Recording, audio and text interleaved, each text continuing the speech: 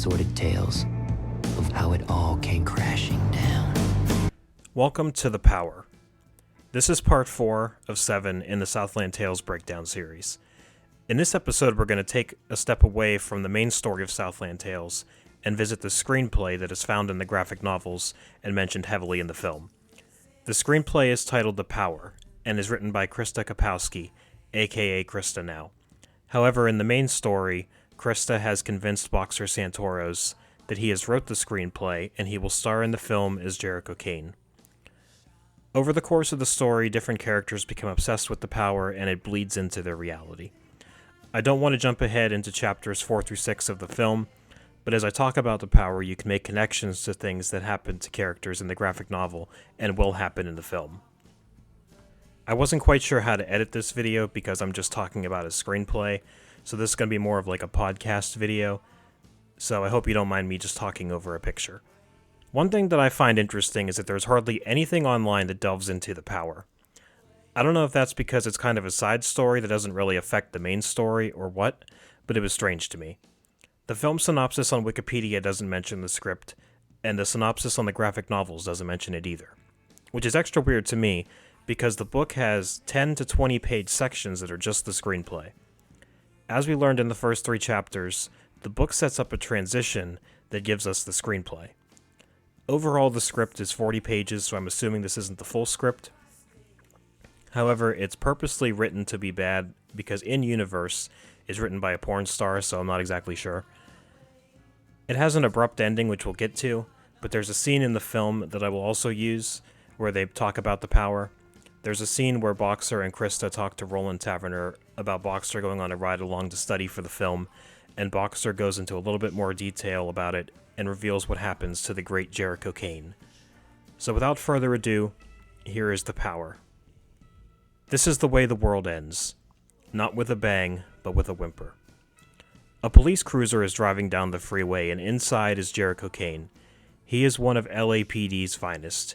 He's tall, dark, and handsome. Dr. Muriel Fox, oceanography disaster specialist and stripper, provides a voiceover. She tells us that Jericho is the one she'd been waiting for. He was the kind of man that God forgot how to make because the New York Times declared him dead. Jericho proceeds to open a Bud Light while driving, and Muriel Fox tells us that he is a cop who does not know how to play by the rules because rules are for nerds. Jericho speeds through an intersection with his lights on and gives a smile at a soccer mom. He arrives at the Foxtrot Club to meet with Detective Chuck Macpherson. Macpherson is happy to show Muriel Fox to Jericho Kane. She's a gorgeous woman in her 20s who is too gorgeous to be a stripper. But she still is. There is instant chemistry, and the waitress tells Jericho that Muriel can read his mind because she's a psychic. Macpherson says she's been working with the police for months, and her tips are never wrong. She takes Boxer to her office and tells him that a child is in great danger. The child is only 6 days old, but he is in immediate danger. Jericho takes her to where she claims the child is at. They stop at a house, and Muriel says in 10 seconds they will hear a scream, and she's not wrong. It's a domestic dispute. Jericho kicks the door open and they enter the home. They are Rick and Tanya McBride. They're shouting hilarious insults that mirror a scene in the film that I don't want to spoil, but then Rick grabs the gun to shoot Jericho Kane. Jericho has no choice but to shoot him in self-defense. Then a baby cries from the next room, and the entire house begins to shake. It's the McBride's son, Caleb. Tanya runs to comfort her son, but Boxer makes her step away from him. Later on, the coroners take Rick's body away, and Tanya talks to Muriel and Jericho. Tanya reveals that despite being 6 days old, Caleb is eating like a horse and hasn't had a bowel movement. They ask Tanya if it could be in his genes, and Tanya tells him that her husband Rick was in El Paso when a nuclear bomb went off, so he might have had a defect in his sperm. During this, Jericho asks if Rick's sperm tastes weird. Tanya says she doesn't swallow, and Jericho doubles down by telling her that he thinks she likes to swallow, and then triples down and asks her if she wants to take a lie detector test to prove. Jericho walks over to the crib, and Caleb's skin begins to glow, and then his fart causes an earthquake. Two black vans show up and unload a barrage of bullets onto the house, and Tanya is killed. The gunmen retreat, and Jericho checks on Caleb, and he's still alive. He lets out another fart that leads to another earthquake. Muriel says that the gunmen will return soon, and they must take Caleb to the desert to meet a woman who has the name of a snake. They drive and reach a black farmhouse where the woman is at. Jericho knocks on the door, and a man in the peephole tells him to identify himself. When he does, they let him in, and it's a man with a large mohawk who tells Jericho that the woman had been waiting for him. They're led to a room with very high ceilings, exposed wooden beams, and snakes wrapped around the beams. They meet a woman named Serpentine. She tells Jericho not to look so scared. The future is just like he imagined. A snake slithers down and peers into Jericho's eyes.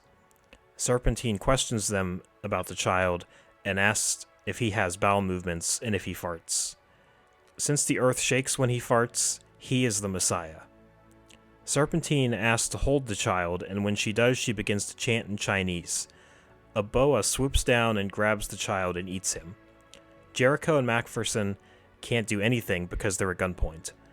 But then the snake's stomach starts glowing. Caleb begins electrocuting the snake from the inside, and he rips open the snake and pokes his head out and smiles. Caleb farts, and that causes the snake's head to explode. He crawls out of the snake, but is now looking like he's 18 months old instead of 6 days, and he can now talk. Later, Muriel is holding Caleb as he sleeps. Serpentine says, "This is the way the world ends, not with a whimper, but with a bang. The Earth is slowing down by 0.000000006 miles per hour and is causing major criminal behavior amongst civilization. The baby isn't from Earth and has been baptized in the blood of a snake. And now Jericho must do the same because he is the pawn. Serpentine wants Jericho to get many tattoos with ink derived from snake's blood. One tattoo for every religion on Earth, and the symbol for anarchy above them all. Serpentine also has a tattoo of a snake wrapped around a dagger. For some reason, Jericho decides to go along with this plan, but he asks what religion got it right. Serpentine tells him that it's up to the Messiah, Caleb, and he will answer when he's older. Later on, Macpherson talks to Jericho and tells him that they've witnessed a miracle and they can't deny the responsibility of being Caleb's guardian. Muriel brings Caleb to the room, and he smiles at Jericho and calls him Dada. Jericho starts getting his tattoos. Mohawk Man tells him that they inject sections of the skin with fluid karma, and they create a shape of their own. So Jericho spends all night getting his tattoos. In the morning, Muriel gives him a button-down shirt, and we're told that the sexual tension is mounting. When the crew leaves, Serpentine tells Jericho that he must feed the Messiah every hour. Even though there is no evidence showing that he's been fed every hour up to this point, they still go along with it. In the morning, it's obvious that Caleb is now the size of a 2-year-old. Muriel points out that it's been over an hour since he's eaten, and they have to stop at McDonald's. When they get out of the car, Caleb is now able to walk on his own and can read the McDonald's sign. As they walk across the parking lot, we see that a black limo is watching them. Inside is Baron von Westphalen, and he points out that the specimen is growing faster than expected. In the limo with him is Dr. Soberin X. Dr. X notices that Muriel is working with Jericho, but it's revealed that Baron hired her for this project. Muriel was involved in an incident on United Flight 23, where she was the only member of the flight with her mind still intact, and it gave her her psychic powers. Baron says that the specimen, aka Caleb and Jericho, must spend time together because they have something in common. Let them follow the path together, the road not taken. Inside the McDonald's, Jericho says that he's never seen so many fat people. The cashier is revealed to be Shauna McBride, twin sister of Tanya McBride from earlier. Muriel tells her that her sister is dead, which is kind of weird that she would just come up to a stranger and tell her that. It cuts to Shauna sitting in a group and sobbing. Shauna tells them that her sister's husband Rick was never the same after he went to Iraq, because he was involved in some kind of test with drugs. Shauna mentions that the government was holding civilians at Edwards Air Force Base, and Muriel realizes that she's talking about Flight United 23. Muriel is the only one who remembers what happened on that flight. So we get a flashback of the flight. The plane seems to be having an emergency landing at Edwards Air Force Base. There are hundreds of passengers now hospitalized here. Simon Theory is interviewing Muriel, and I'm assuming other passengers. During the flight, there was suddenly a large white light that lit up the entire cabin, and then the engine stopped. But the plane kept going. Muriel notices that everyone on the plane has fallen unconscious. Muriel searches the cabin and only finds unconscious people until she hears a voice calling her name from the main entrance. The voice tells her that it's someone she can trust and to open the door. She opens it, and instead of air rushing in, there is nothing but a white light. Then, a winged serpent with 7 heads appears. One of the heads floats towards her and tells her that they brought someone to see her. There is a woman sitting on a saddle of the serpent's back. She looks like Muriel's twin, except she has blonde hair, and Muriel has brown hair. Muriel's voiceover says, Revelation 17. The Apostle John writes of the appearance of a great whore. She rides a 7-headed beast. She is a drunken whore who has committed adultery with all the kings on earth. Muriel then asks for her name, and she says her name is Krista now. I'm not sure if Krista is supposed to be a symbol of Muriel's past, but they have a conversation about how Krista's past is now haunting Muriel. Muriel says that she met her soulmate, Jericho Kane. Krista says that he is a pawn, and she is the broker. They must bring the Messiah to Los Angeles, soon to be New Jerusalem. When the Messiah is grown, Jericho will be sacrificed. He will die in Muriel's arms in a tower of fire. Muriel will be reborn in New Jerusalem, and she will reign forever. And Krista disappears into the clouds. Muriel wakes up from this weird dream or hallucination, and all of the passengers start freaking out. It cuts to Edwards Air Base. Simon and newly introduced Tina MacArthur are doing drug tests on Muriel. They roll a 14-sided D&D dice, and it rolls on 14. Simon writes down 14 letters, and he holds out a letter facing him, and Muriel is to guess what the letters are. She guesses all of them correct, and the letters make an anagram for freak, man, virtue. The camera pans to Muriel's face, and she says, Martin Kefauver.